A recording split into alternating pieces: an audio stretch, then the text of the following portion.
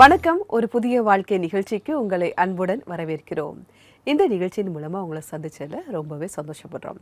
இந்த புதிய நாளிலும் தேவன் நமக்கு சுவாசம், உயிர் எல்லாவற்றையுமே தந்திருக்கிறார். அதனால் தேவனுக்கு ஸ்தோத்திரம். இன்றைக்கி நம்ம ஒரு புதிய விஷயத்தை கற்றுக்கொள்ள இருக்கிறோம்.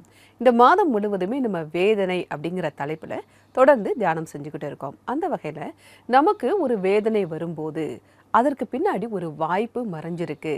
அதற்கு பின்னாடி இருக்கக்கூடிய தேவனுடைய நோக்கம் என்ன, திட்டம் என்ன, அதை தான் பார்க்க போகிறோம். அது மட்டும் இல்லை, இன்னைக்கு ரீஜனல் ஃபோக்கஸ் மகாராஷ்டிராவை பார்க்க போகிறோம். மகாராஷ்டிராவிலேருந்து பாடல்களையும் சாட்சிகளையும் பார்க்க போகிறோம். ஒவ்வொரு நாளுமே பிரச்சனைகள் வரும்போது அது நமக்கு ரொம்ப சவாலாக இருக்கும். அப்படிப்பட்ட ஒருத்தங்களை தான் இப்போ நம்ம சந்திக்க போகிறோம். அவங்க பெயர் ஜெயஸ்ரீ. அவங்களுடைய சாட்சியை தான் பார்க்க போகிறோம். இவங்க தினம் தினம் ஒரு சவாலை சந்திச்சிருக்காங்க. பிறகு எப்படி ஒரு புதிய வாழ்க்கை பெற்றுக்கொண்டாங்கன்னு அவங்க சொல்றாங்க. வாங்க பார்க்கலாம். ஒரு தாய்க்கு தன் குழந்தைகள் மேலே எவ்வளவு அன்பு மக்கரையும் இருக்கும் என்பது நமக்கு தெரியும். ஜெயஸ்ரீயும் அப்படி ஒரு தாய் தான். அவர் தன்னுடைய மகன் மீது அன்பு வைத்திருந்தார். அந்த நேரத்துல என் மகன் டானியலுக்கு 4 வயசு தான். பிறந்ததுல இருந்து மத்த குழந்தைங்களை போல சாதாரணமா தான் அவன் இருந்தான். ஆனா அவனுக்கு 4 வயசு ஆனப்ப கால்ல சின்ன சின்ன கட்டிகள் மாதிரி வர ஆரம்பிச்சுது. அவனுக்கு அது ரொம்ப வலியா இருந்தது. அவன் எப்பவுமே கவலையில அழுதுகிட்டே இருப்பான். டாய்லெட்டுக்கு போனா கூட உட்கார முடியாம அழுதுகிட்டே தான் இருப்பான். இது எனக்கு ரொம்ப வருத்தத்தை கொடுத்தது. பெத்த குழந்தை கஷ்டப்படுறதை எந்த தாயால பாத்துக்கிட்டு இருக்க முடியும்? பெரிய பெரிய டாக்டர் கிட்டயும் எங்களால போக முடியல. அதனால ஹோமியோபதி டாக்டர் கிட்ட கூட்டிட்டு போனோம். அவர் இது குடும்ப மரபுல வந்த நோயை குணப்படுத்துறது கஷ்டம், ஒரு 12 வயசு வரைக்கும் தான் உயிரோட இருப்பான்னு அவர் சொல்லிட்டாரு. டாக்டர் சொன்ன அந்த வார்த்தைகளை கேட்டதும் ஜெயஸ்ரீயின் மனது உடைந்து போனது. என்ன பண்றதுன்னு எனக்கு தெரியல. பாக்குறவங்க எல்லாரும் புதுசு புதுசா டாக்டர்கிட்ட போக சொன்னாங்க. நானும் சலிக்காம அவங்க கிட்ட எல்லாம் டேனியலை கூட்டிட்டு போனேன். ஆனா எதுவுமே நடக்கல. ஒரு கட்டத்துல நான் ரொம்ப சோர்ந்து போயிட்டேன். கர்த்தரே, நீங்க தான் டேனியலை எனக்கு கொடுத்தீங்க, நீங்க தான் இவனை காப்பாத்தணும், அதுக்கு இப்ப நான் என்ன செய்யணும்னு சொல்லி நிறைய அழுத ஜெபம் பண்ணேன். எங்கெல்லாம் ஜெப கூட்டம் நடக்குதோ அங்க அவனையும் கூட்டிட்டு போனேன். கொஞ்சம் கொஞ்சமாக ஜெயஸ்ரீனுடைய மகன் டேனியல் பலவீனம் அடைந்தான். கொஞ்ச நாளில் அவன் படுத்த படுக்கையில் இருந்தான். டேனியல் ரொம்ப பலவீனமா ஆயிட்டான். படுக்கை விட்டு எந்திரிக்கவே முடியல. சாப்பாடு, பாத்ரூம்னு எல்லாம் படுக்கையிலேயே ஆயிடுச்சு. டாக்டருங்க இப்படிதான் நடக்கும்னு ஏற்கனவே சொல்லி இருந்தாங்க. இருந்தாலும் என் கண் முன்னாடியே என் மகன் கொஞ்சம் கொஞ்சமா என்னை விட்டு போயிட்டு இருக்கிறத என்னால தாங்கிக்கவே முடியல. ஒரு பக்கம் அவனுக்கு வேண்டிய எல்லா விஷயங்களையும் கவனிச்சுக்கிட்டு, இன்னொரு பக்கம் ஆண்டவரை நான் பிடிச்சுக்கிட்டேன். அவர் துணை இல்லாம என்னால எதுவும் செய்ய முடியாதுன்னு எனக்கு தெரிஞ்சது. 10 வருடங்களுக்கும் மேலே ஜெயஸ்ரீ தன் மகனை அன்போடும் பொறுமையோடும் பார்த்து பார்த்து கவனித்துக் கொண்டார். சொந்தக்காரங்க அவனை எதுக்கு வச்சுக்கிட்டு கஷ்டப்படுற, அவன் போய் சேரட்டுமேன்னு சொன்னாங்க. ஆனா முடிஞ்ச அளவுக்கு நான் அவனை சந்தோஷமா வச்சுக்கிட்டேன். நான் தான் அவனுக்கு சாப்பாடு கொடுப்பேன், குளிக்க வைப்பேன், அவனுக்கு வேண்டிய எல்லா விஷயத்தையும் நானே தான் செய்வேன். அவன் 20 வயசு வரைக்கும் உயிரோட இருந்தான். அத்தனை வருஷம் படுக்கையில இருந்தா கூட பெட்சோர் கூட வராம நல்லா தான் இருந்தான். சின்ன வயசுலயே ஆண்டவர் டேனியலுக்கு நல்ல ஒரு வலிமையை கொடுத்திருந்தாரு. ஒவ்வொரு ஞாயிற்றுக்கிழமையும் அவன் பாஸ்டர் மார்க்கோட சேர்ந்து 4 மணி நேரம் ஜெபத்துல உட்கார்ந்துருப்பான். கடைசி மூச்சு இருக்கிற வரைக்கும் அவன் ஜெபம் பண்ணான். அப்படி அவனை பார்க்க எனக்கு ரொம்ப சந்தோஷமா இருந்தது. அவன் எத்தனை நாள் உயிரோட இருந்தாலும் ஆண்டவரோட பிள்ளையாவே இருப்பாங்கிற நம்பிக்கை எனக்கு அப்ப இருந்தது. ஜெயஸ்ரீ பயந்து கொண்டு இருந்த தருணம் வந்தது. 2020 டேனியல் ரொம்ப பலவீனமாகிவிட்டான். படுபயங்கரமான வலியை அனுபவித்த பின் அவனை ஹாஸ்பிட்டலுக்கு கூட்டிச் சென்றார்கள். என் மகன் படுற வேதனையை என்னால பார்க்கவே முடியல. ஜெபம் பண்ணிட்டு அவனை ஹாஸ்பிட்டல்ல கொண்டு போனோம். அவனோட கடைசி நேரத்தை வேதனை வலி இல்லாம அவன் கழிக்கட்டும் அப்படின்னு நான் நம்பினேன். ஹாஸ்பிட்டல்ல அவன் கூட நான் இருந்தேன். அவனை அங்க கூட்டிட்டு போனப்ப நாங்க ரொம்ப வேதனையில் இருந்தோம். அவனுக்கு பயங்கரமான வலி இருந்தது. அங்கே மருத்துவமனையில் சில நாட்கள் இருந்த பிறகு டேனியல் ஆண்டவரிடம் போய் சேர்ந்தான். அவனுடைய மரணம் அவனுக்கு மிகப்பெரிய விடுதலையை கொடுத்தது என்றே சொல்லலாம். டேனியல் போன பிறகு என் மனசு உடைஞ்சு போயிடுச்சு. நான் பார்த்து பார்த்து கவனிச்சு வளர்த்த என்னோட பிள்ளை இப்ப என்னோட இல்லைங்கிறத என்னால ஏத்துக்கவே முடியல. அவன் ஆண்டவர்கிட்ட இருக்கான்னு என்ன நான் சமாதானப்படுத்த எவ்வளவோ முயற்சி செஞ்சேன். ஆனாலும் ராத்திரி தூங்க முடியல. அதுக்கப்புறம் பாஸ்டர் மார்க் எங்க வீட்டுக்கு வந்து ஜெபம் பண்ணாரு. இப்ப என் மகன் என் கூட இல்லைன்னாலும் 20 வருஷம் அவனை வளர்க்கறதுக்கு ஆண்டவர் எனக்கு கிருபை செஞ்சாரு. அதுக்கு நான் ஆண்டவருக்கு நன்றி செலுத்தினேன். துன்பத்திலும் சோகத்திலும் ஜெயஸ்ரீ தன் இரட்சகர் மேல் நம்பிக்கை வைத்தார். தன்னுடைய மகன் டேனியல் வாழ கிடைத்த நாட்களுக்காக அவர் நன்றி சொல்கிறார். சங்கீதம் 34:8 கர்த்தர் நல்லவர் என்பதை ருசித்து பாருங்கள், அவர் மேல் நம்பிக்கையா இருக்கிற மனுஷன் பாக்கியவான் என்று ஒரு வசனம் இருக்குது. அதுக்கு நான் ஒரு அனுபவ சாட்சி. என் மகன் உயிரோடு இருந்த வரைக்கும் ஆண்டவருடைய கிருபைய வழிநடத்துதல நான் வாழ்க்கையில அனுபவிச்சிருக்கேன்.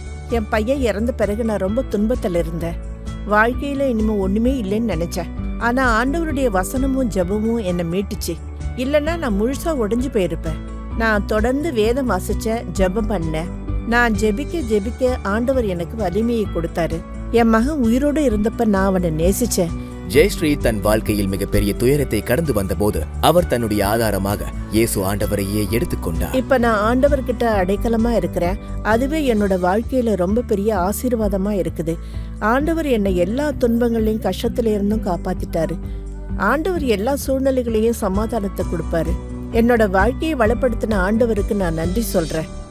நம்ம ஜெயஸ்ரீயோடைய சாட்சியை பார்த்தோம். அவங்களுடைய வலி நிறைந்த கஷ்டமான நேரத்தில் கூட அவங்க தேவனை சார்ந்து இருந்தாங்க அப்படிங்கிறத பார்க்குறோம்.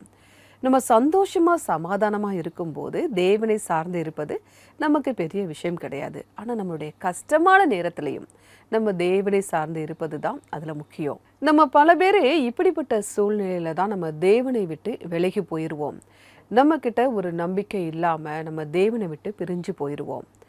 ஆனால் அப்படி இல்லாமல் நம்ம தேவன் மேலே நம்பிக்கை வைக்கும்போது அவர் எல்லாவற்றையுமே பார்த்து கொள்வார். நமக்கு பிரச்சனை வரும்போது நம்ம என்ன நினைக்கிறோம், நம்முடைய பலத்தால் இதை நம்ம சரி செய்ய முடியும் அப்படின்னு நம்ம நினைக்கிறோம். ஆனால் அப்படி கிடையாது. தேவனுடைய கிருபையும் தேவனுடைய பலமும் இருந்தால் மட்டும்தான் அந்த பிரச்சனைகள்லேருந்து நீங்கள் மீண்டு வர முடியும். ஜெயஸ்ரீ அப்படின்னு அவங்க பேரில் இருக்கு இல்லையா, அதுக்கு ஜெயம் அப்படின்னாலே வெற்றி அப்படின்னு தான் அர்த்தம். நீங்கள் எல்லாருமே கூட தேவனுடைய துணையால் நீங்களும் வெற்றி பெற போகிறவர்கள் தான். இப்போ நம்ம ஒருத்தங்களை பற்றி பார்க்க போகிறோம். கென்யாவிலிருந்து எலியட் கிப்சோஹே. இவங்களை உங்களுக்கு தெரிஞ்சிருக்கும், நிறைய நியூஸ்லாம் கூட பார்த்துருப்பீங்க. இவங்க ஒரு ஓட்டப்பந்தய வீரராக இருக்காங்க. இவங்க நாட்டுக்கு நிறைய பதக்கங்களை இவங்க பெற்று கொடுத்துருக்காங்க. பொதுவாகவே ஒரு உலக சாதனை படைக்கணும் அப்படின்னா அதற்காக அவங்க ரொம்ப மெனக்கடணும். அதாவது ப்ரிப்பரேஷன் ரொம்பவே முக்கியமாக இருக்குது. ஒரு ப்ரொஃபஷ்னலாக அது நிறைய ட்ரைனிங் எடுக்கணும், நிறைய முயற்சிகள், அதுவும் விடாமுயற்சி ரொம்பவே அவசியமாக இருக்கும். ட்ரைனிங் இல்லாமல், அதுவும் குறிப்பாக தோல்வி இல்லாமல் வெற்றிங்கிறது வாய்ப்பே கிடையாது. ஆனால் இவருடைய வாழ்க்கையை பார்க்கும்போது இவருடைய சின்ன வயசில் பார்த்தீங்க அப்படின்னா ஒரு ஏழ்மையான நிலைமையில் இவர் இருந்திருக்காரு. அதாவது அடுத்த வேளை சாப்பாட்டுக்கே கஷ்டம் அப்படிங்கிற நிலைமையில தான் அவர் குடும்பம் இருந்திருக்கு. ஆனால் இவருக்கு படிக்கணும்னு ரொம்ப ஆசை. ஆனால் ஸ்கூல் பார்த்தீங்கன்னா 6 மைல் தூரத்தில் இருந்திருக்கு. பஸ்ஸில் போகிறதுக்கு கூட இவர்கிட்ட காசு கிடையாது. ஆனாலும் அவர் ஓடிக்கிட்டே தான் இருந்திருக்காரு. நிறைய பேர் ஒரு சின்ன பையன் ஸ்கூல் பேக்கை மாட்டிக்கிட்டு இப்படி ஓடுறானே அப்படின்னு கேலி கூட செஞ்சுருக்கலாம், கிண்டல் செஞ்சுருக்கலாம். ஆனால் அவர் எதையுமே பற்றி கவலைப்படலை.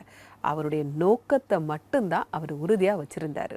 தினமும் ஸ்கூலுக்கு போகணும், அதுவும் ஸ்கூலுக்கு லேட்டாக போயிடக்கூடாது அப்படிங்கிறதுக்காக ஒரே சீராக ஓடுவாராம். தினமும் இப்படி 6 மைல் தூரம் ஓடி போய் தான் அவர் ஸ்கூலில் போய் படிச்சிருக்காரு. இவருடைய கஷ்டம்தான் இவருக்கு ஒரு ட்ரைனிங்காக மாறி இருக்கு. அதனால் இம்ப்ரெஸ் ஆன இவருடைய ஆசிரியர் இவர்கிட்ட இருக்கக்கூடிய அந்த திறமையை பார்த்துட்டு இவருக்குள்ளே நல்லா ஓடக்கூடிய ஒரு திறமை இருக்குது அப்படின்னு அவர் கண்டுபிடிச்சி நிறைய ட்ரைனிங் கொடுக்க ஆரம்பித்தார். 5000 மீட்டர், 10,000 மீட்டர் எல்லாத்துலேயுமே இவர் சாதனைகள் படைச்சிருக்காரு. இந்த உலகத்திலேயே 2 மணி நேரத்தில் முழு மாரத்தான் ஓட்டத்தை ஓடிய ஒருத்தர் இவர் தான். இது சாதாரணமானது கிடையாது. இன்னொன்று, இவர் ஓடும்போது அவ்வளவா களைப்படைய மாட்டாராம். இதை எல்லாருமே சொல்லுவாங்க. ஏன் அப்படின்னா சின்ன வயசுலேருந்தே அவருக்கு ஓடி ஓடி ஓடி அந்த களைப்பு இல்லாமல் தொடர்ந்து ஓடக்கூடிய ஒரு திறமை இவருக்குள்ளே வளர ஆரம்பிச்சிருக்கு. அவருடைய உடம்பு, அவருடைய கால்கள் பெரிய அளவில் தயாராக இருந்தது. ஆனால் அந்த சின்ன வயசில் என்னால் பஸ்ஸில் போக முடியலையே அப்படின்னு அவர் வருத்தப்பட்டு உட்கார்ந்துருந்தா எனக்கு இப்படி ஒரு ஓட்டப்பந்தய வீரர் நமக்கு கிடைச்சிருக்க மாட்டார். எனக்கு என்ன இருக்கோ அதிலையே நான் வாழ்ந்துக்கிட்டேன் அப்படிங்கிற ஒரு எண்ணம் அவருக்குள்ளே இருந்தது. அந்த விடாமுயற்சினால தான் இன்னைக்கு அவர் சாம்பியனாக இருக்கார். அப்போது ஒவ்வொருத்தருக்குமே தேவனுக்குள்ள ஒரு திட்டம் இருக்குது, ஒரு நோக்கம் இருக்குது. அதன்படி தான் அவர் நம்மை செயல்படுத்துகிறார். உங்களுக்குள்ள ஒரு பிரச்சனை இருக்குது, கஷ்டம் இருக்குது அப்படின்னு நீங்கள் நினைக்கலாம். ஆனால் அதற்கு பின்னாடி ஒரு தேவனுடைய திட்டம் இருக்குது, தேவனுடைய நோக்கம் இருக்குது. அதற்காக அவர் உங்களை தயார் செய்கிறார். நீங்கள் அதற்கு எதிர்கேள்வி கேட்காம ஒத்துழைப்பது தான் உங்களுடைய ஒரே வேலையாக இருக்குது. உங்களுடைய பிரச்சனைகளை கண்டு உங்களுடைய துயரங்களை நினச்சி நீங்கள் கவலைப்படாதீங்க. தேவன் உங்களை தயார் செய்கிறார். அவருடைய திட்டத்திற்காக, அவருடைய நோக்கத்திற்காக உங்களை அவர் வழிநடத்துகிறாருங்கிறத மட்டும் நீங்கள் மறக்காதீங்க. உங்களுக்கு உத்வேகம் கொடுக்கக்கூடிய ஒரு பைபிள் வசனத்தை நான் வாசிக்கிறேன். யோசுவா 1 அதிகாரம் 9 வசனம். நான் உனக்கு கட்டளையிடவில்லையா? பலம் கொண்டு திடமனதாயிரு, திகையாதே, கலங்காதே, நீ போகும் இடமெல்லாம் உன் தேவனாகிய கர்த்தர் உன்னோடு இருக்கிறார் என்றார். நீ பலம் கொண்டு திடமனதாயிரு, நீ போகும் இடமெல்லாம் உன் தேவனாகிய கர்த்தர் உன்னோட கூட இருக்கிறார் அப்படிங்கிறத மறக்காதீங்க. எந்த சோதனைகள் வந்தாலும் சரி, இங்கே திட மனது உள்ளவங்களா இருக்கணும். இப்போ கொஞ்சம் ஈஸியாக சொல்லணும் அப்படின்னா, வடிகட்டி, அதாவது நம்ம ஃபில்டர்னு சொல்கிறோம் இல்லையா, அதில் நம்ம டீ ஊற்றும் போது என்ன ஆகும்? அந்த டீ தூள் எல்லாமே மேலே தங்கிரும், கீழே நமக்கு சுத்தமான டீ நமக்கு கிடைக்குது. அதே போல தான் நம்முடைய சோதனைகளும் நமக்கு ஒரு வடிகட்டியாக இருக்குது. அதனால நம்மளுடைய பலவீனங்கள் எல்லாம் மேலே தங்கிரும். நம்முடைய ஆண்டவரும் கூட நம்ம இப்படி தான் சுத்தம் செய்கிறார். அதனால உங்களுடைய கஷ்டங்களில் நீங்கள் கவலைப்படாதீங்க, சோர்ந்து போயிடாதீங்க. அந்த கஷ்டங்களை பார்க்காம ஆண்டவராகிய இயேசு கிறிஸ்துவை நோக்கி உங்களுடைய கண்கள் பார்க்கும்போது உங்கள் மனசில் அந்த சமாதானமும் சந்தோஷமும் கிடைக்கும். அதற்கு ஜெபம் ரொம்ப அவசியமாக இருக்குது. உங்களுக்கு ஏதாவது ஜெப உதவி தேவை அப்படின்னா எங்களுடைய CBN ப்ரேயர் லைன் நம்பருக்கு நீங்கள் கால் பண்ணலாம். எங்களுடைய நம்பர் 9910401010. இந்த நம்பருக்கு நீங்கள் வாட்ஸ்அப்பும் அனுப்பலாம். உங்களுக்காக ஜெபிக்க நாங்கள் தயாராக காத்துக்கிட்டு இருக்கோம். இப்போது வருவது ஒரு சிறிய இடைவேளை. ஆனால் அதற்கு முன்பாக ஒரு வாழ்த்து செய்தியை பார்க்கலாம். வணக்கம் நண்பர்களே, ஒரு புதிய வாழ்க்கை நிகழ்ச்சி 20 வருஷங்களா வெற்றிகரமா தாண்டி வந்துட்டு இருக்கு. இது ஒரு பெரிய சாதனை தான். இதுக்கு ஆண்டவருக்கு நான் நன்றி சொல்ல விரும்புறேன். ஆண்டவரோட பெரிதான கிருபையாலும் கருணையாலும் நம்ம இந்த அழகான மைல்கல்ல அடைஞ்சிருக்கோம். 20 வருஷம்னா என்ன சின்ன விஷயமா? இல்ல, இந்த முழு பயணத்துல நீங்க எப்பவும் எங்களோட இருந்தீங்க. நீங்க எங்க அன்பான பார்வையாளர்கள். நீங்க தான் எங்களுக்கு தைரியம் கொடுத்தீங்க, ஊக்கம் கொடுத்தீங்க, அன்பு கொடுத்தீங்க. இதுக்கெல்லாம் எங்க மனமார்ந்த நன்றி. ஒரு புதிய வாழ்க்கைக்காக CBNக்கு என் நன்றியை நான் தெரிவிச்சுக்கிறேன். அவர்கள் முழு அர்ப்பணிப்போடும் கவனத்தோடும் ஆண்டவருக்கு சேவை செஞ்சுட்டு இருக்காங்க.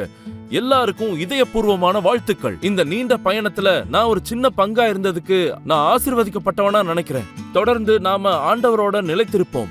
இன்னும் நிறைய வெற்றிகரமான ஆண்டுகளை கடந்து நற்செய்தியை அனைவருக்கும் சொல்லுவோம். நீங்க தொடர்ந்து உங்களோட சப்போர்ட்டை கொடுத்துக்கிட்டே இருங்க. இன்னும் பல வருஷத்துக்கு இந்த நிகழ்ச்சியை நம்ம கொண்டு செல்வோம். God bless you.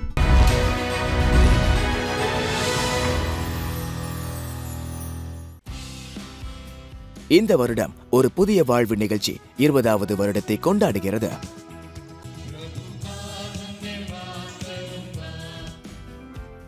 உங்களுக்காக டாப் 20 கோயர்களை கவுண்ட் டவுனாக வழங்குகிறது.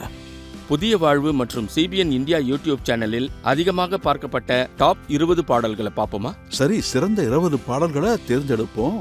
ஒரு புதிய வாழ்வு மற்றும் CBN இந்தியா யூடியூப் சேனலில் மட்டுமே உங்களுடைய சர்ச் கோயரும் டாப் 20 பாடல்கள் வரிசையில் இடம்பெற வேண்டும் என்று நீங்கள் விரும்பினால் உங்கள் கோயரை சமூக வலைத்தளத்தில் மிக அதிகமாக அதை பகிருங்கள்.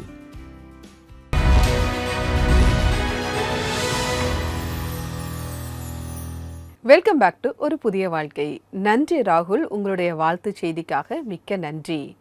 இன்னைக்கு நம்முடைய நிகழ்ச்சியில் நமக்கு வரக்கூடிய பிரச்சனைகள், போராட்டங்கள், இதற்கு நடுவில் தேவன் எப்படி நம்மை பயன்படுத்துகிறார், அவருடைய நோக்கத்தை எப்படி நிறைவேற்ற நம்மை பயிற்றுவிக்கிறார் அப்படிங்கிறத பார்த்துக்கிட்டு இருக்கோம்.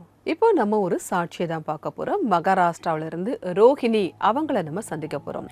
இவங்களுடைய வாழ்க்கையில் என்னென்ன பிரச்சனைகளை இவங்க அனுபவிச்சாங்க, அதுலேருந்து எப்படி இவங்க ஒரு புதிய வாழ்க்கை பெற்றுக்கொண்டாங்க, இவங்களுடைய எந்த சூழ்நிலையிலும் இவங்க தேவனை விட்டு விலகாமல் இருந்திருக்காங்க, எந்த அளவுக்கு நம்பிக்கை வச்சாங்க அப்படிங்கிறத அவங்க சொல்கிறாங்க.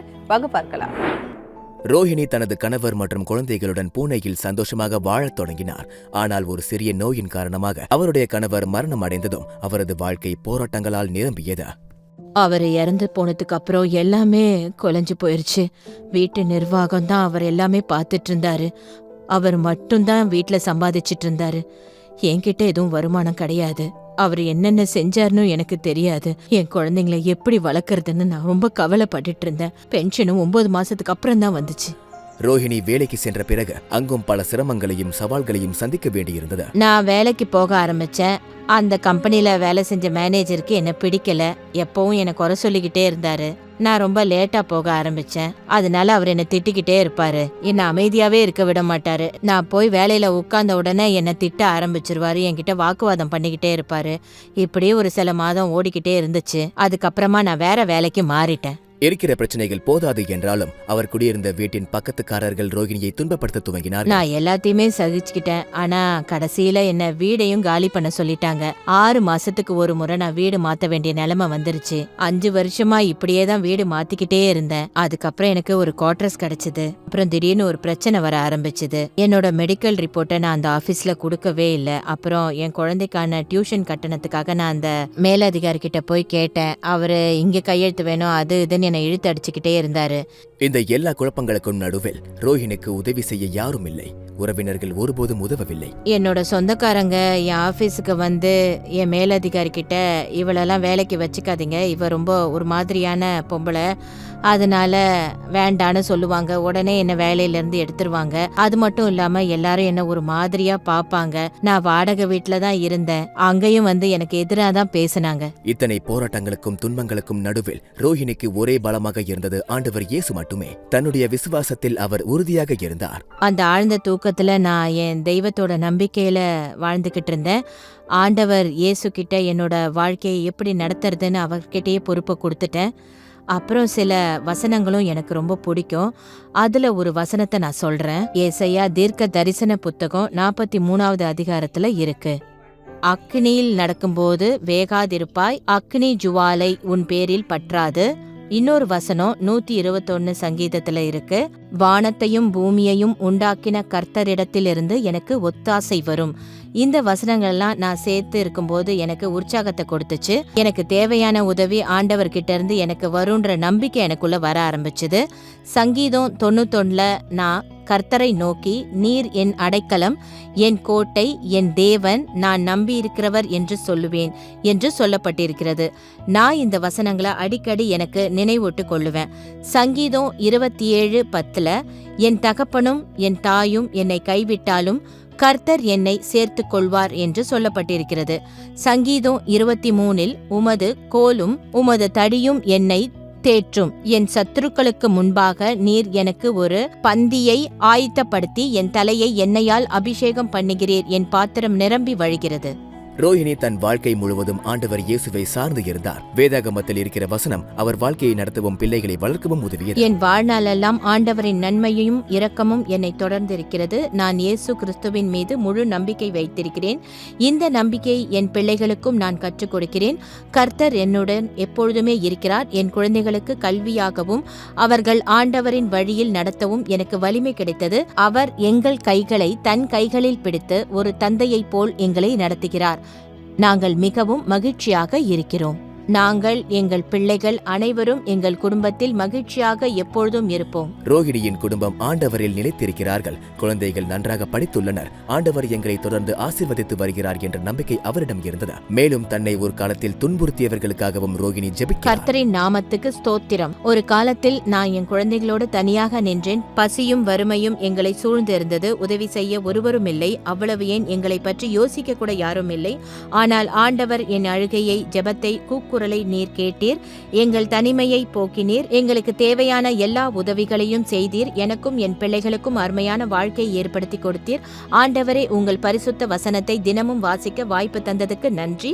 நான் பைபிள் வாசிக்கிறேன், ஜெபிக்கிறேன், தேவாலயத்திற்கு செல்கிறேன், என் பிள்ளைகளையும் அழைத்து செல்கிறேன். அவர்களும் ஆண்டவர் இயேசுவை சார்ந்தே வாழ கற்றுக் கொடுக்கிறேன். என் உறவினர்களும் என் கணவரின் உறவினர்களும் தேவாலயத்திற்கு வர வேண்டும். நன்றி ரோஹிணி, உங்க சாட்சிக்காக மிக்க நன்றி.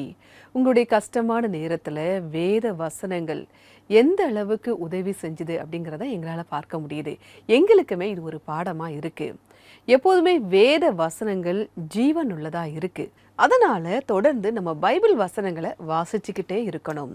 உங்களுடைய பிரச்சனைகள் எல்லாமே உங்களை அடித்து நொறுக்குவதற்காக அல்ல, அதாவது உங்களுடைய வாழ்க்கையை அழிப்பதற்கு அல்ல, உருவாக்குவதற்கு தான். டாக்டர் சார்லஸ் ஸ்டான்லி அவங்க சொல்றாங்க, difficult times don't break you, they build you அப்படின்னு சொல்றாங்க. அதாவது கஷ்டமான நேரங்கள் உங்களை உடைப்பதற்காக வரல, உருவாக்குவதற்காக தான் வருது அப்படிங்கிறத அவர் சொல்றாரு.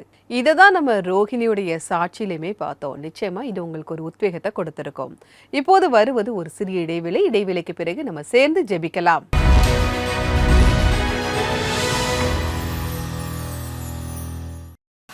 உங்களுடைய தாய்மொழியில் தேவனுடைய வார்த்தைகளை கேளுங்கள். CBN இந்தியா யூடியூப் சேனலில் உங்களுக்காக வல்லமையான பிரசங்கங்கள், அழகான பாடல்கள், வல்லமை உள்ள சாட்சிகளை கொண்டு வருகிறது.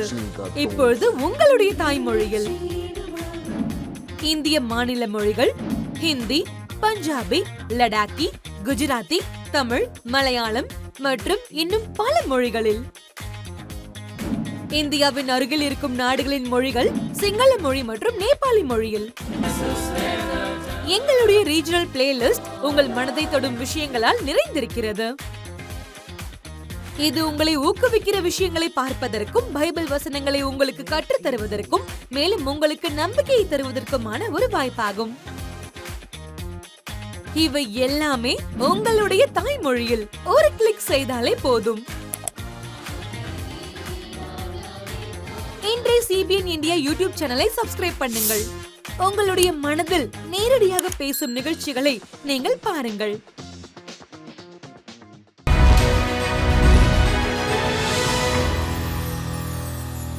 வெல்கம் பேக் டு ஒரு புதிய வாழ்க்கை. நம்ம வாழ்க்கையில் வரக்கூடிய சோதனைகளை பற்றி பேசிக்கிட்டு இருக்கோம். அவை நம்மை உடைப்பதற்காக அல்ல, நம்மை உருவாக்குவதற்காக தான் வருகின்றன. தேவன் அதன் வழியாக நம்முடைய வாழ்க்கையில் செயல்படுகிறார், நம்மை அவர் பயன்படுத்துகிறார் அப்படிங்கிறத பார்க்கிறோம். நம்ம வாழ்க்கையில் ஏதோ ஒன்று காரணம் புரியலை அப்படின்னா நம்ம வரக்கூடிய இடம் தேவ பிரசன்னம். தேவ பிரசன்னத்தில் நம்ம ஜெபிக்கும் போது தான் நீங்கள் என்னென்ன உங்களுக்கு தேவை, இதற்கான காரணம் என்ன அப்படிங்கிறத கேட்க முடியும். உங்கள் வாழ்க்கையில் என்ன பிரச்சனைகள் இருந்தாலும் சரி, அப்பா இது ஏன் என்னுடைய வாழ்க்கையில் வந்திருக்கு, இதற்கான காரணம் என்ன அப்படின்னு நம்ம தைரியமாக கேட்கலாம். நீங்கள் எந்த இடத்துல இருக்கீங்களோ அந்த இடத்துலையே மண்டியிட்டு தேவனிடத்தில் நாம் ஜெபிப்போம். அன்பின் பரலோக பிதாவே, இந்த நேரத்திற்காக நன்றியோடு உம்மை துதிக்கிறோம் அப்பா. எங்களுடைய இருளில் வெளிச்சம் தரக்கூடிய தேவனா நீங்கள் இருக்கீங்க, அதற்காக நன்றி அப்பா. எங்களுடைய ஆரம்பத்திலே முடிவை அறிந்திருக்கக்கூடிய ஆண்டவர் நீங்கள், அதற்காக நன்றி ஆண்டவரே. எங்களுடைய ஒவ்வொருத்தருடைய வாழ்க்கையிலும் ஒரு திட்டம், ஒரு நோக்கம் உமக்கு இருக்குது அப்படின்னு நாங்கள் நம்புகிறோம் ஆண்டவரே. அது எங்களுடைய அறிவுக்கு எட்டாததாக இருக்கலாம் அப்பா. இந்த நேரத்திலும் இந்த நிகழ்ச்சியை பார்த்து கொண்டிருக்க எத்தனையோ பேருடைய வாழ்க்கையில் வேதனை, துயரம், சோதனையை அவங்க தினமும் சந்தித்து கொண்டே இருக்கலாம். அது தரக்கூடிய வேதனையினால் அவங்க கண்ணீரோடு உம்முடைய சந்நிதியில் காத்திருக்காங்கப்பா. அவங்களுடைய போராட்டங்களை நீர் அறிந்திருக்கிறீர், அவங்களுடைய தனிமையை நீங்கள் அறிந்திருக்கீங்கப்பா. அவங்களுடைய கண்ணீரை நீங்கள் பார்த்து கொண்டிருக்கீங்கப்பா.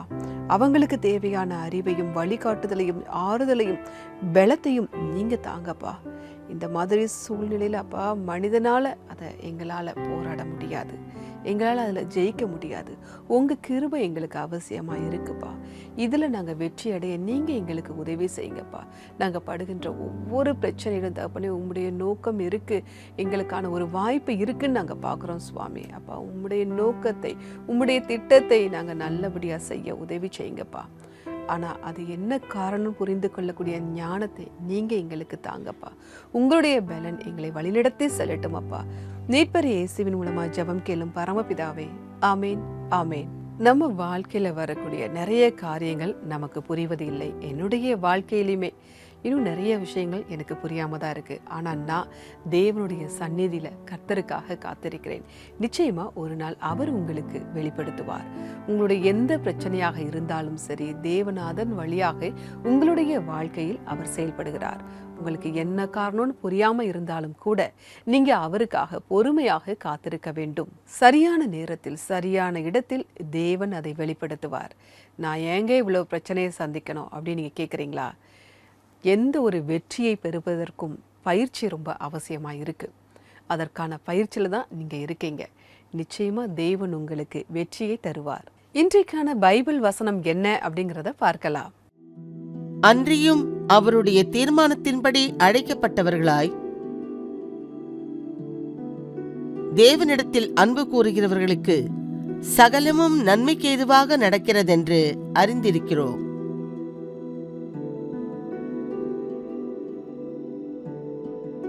ரோமர் 8:28.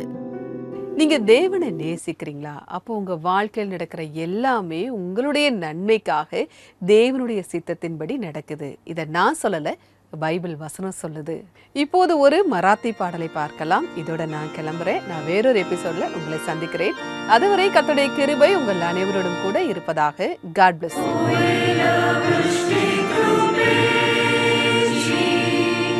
we shall reign.